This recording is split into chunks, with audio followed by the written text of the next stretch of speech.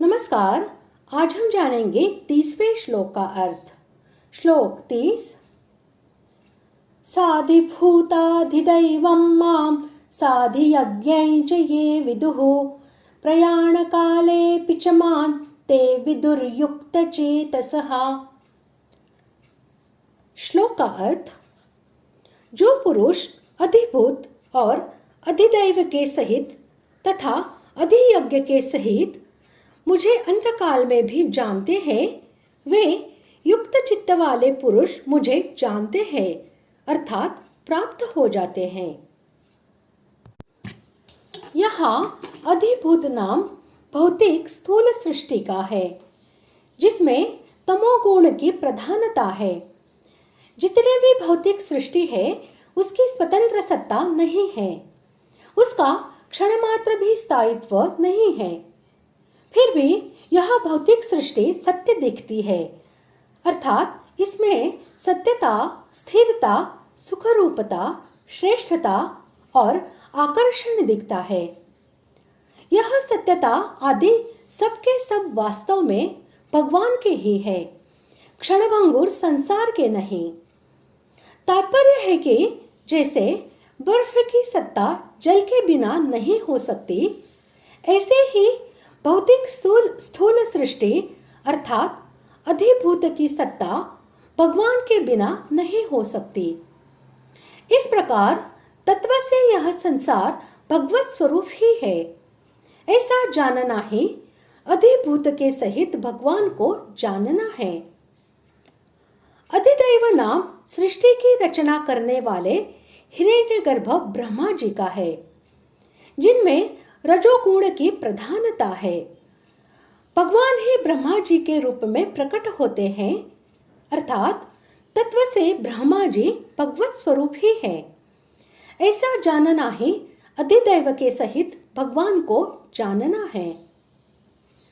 अधियज्ञ नाम भगवान विष्णु का है, जो अंतर्यामी रूप से सब में व्याप्त है और जिनमें सत्वगुण की प्रधानता है। तत्व से भगवान ही अंतर्यामी रूप से सब में परिपूर्ण है।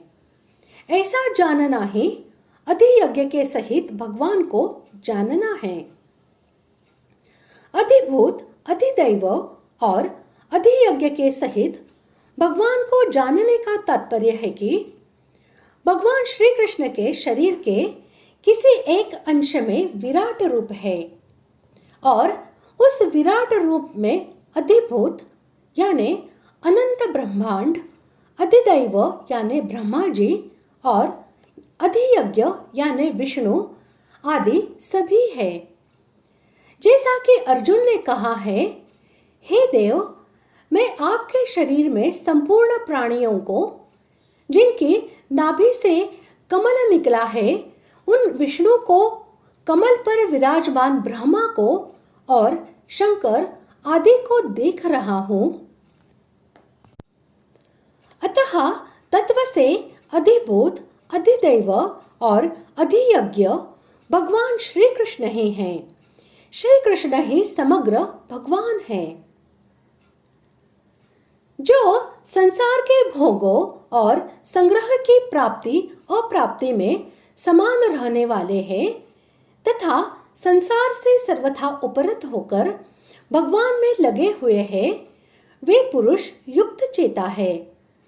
ऐसे युक्त चेता मनुष्य अंतकाल में भी मेरे को ही जानते हैं, अर्थात अंतकाल की पीड़ा आदि में भी वो मेरे में ही अटल रूप से स्थित रहते हैं। उनकी ऐसी दृढ़ स्थिति होती है कि वे स्थूल और सूक्ष्म शरीर में कितने ही हलचल होने पर भी कभी किंचन मात्र भी विचलित नहीं होते। इस प्रकार आज हमने 30वें श्लोक का अर्थ जान लिया है और इसी के साथ हमारा 7वां अध्याय पूर्ण हुआ।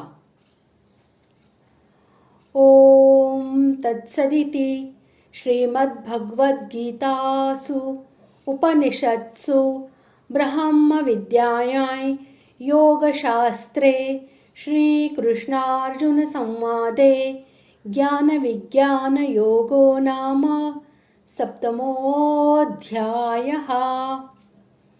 इस प्रकार ओम तत्सत इन भगवान नामों के उच्चारण पूर्वक ब्रह्म विद्या और योग शास्त्र में श्रीमद् भगवत गीतोपनिषद रूप श्री कृष्णार्जुन संवाद में ज्ञान विज्ञान योग नामक 7वां अध्याय पूर्ण हुआ। अगले भाग में हम 8वां अध्याय शुरू करने जा रहे हैं।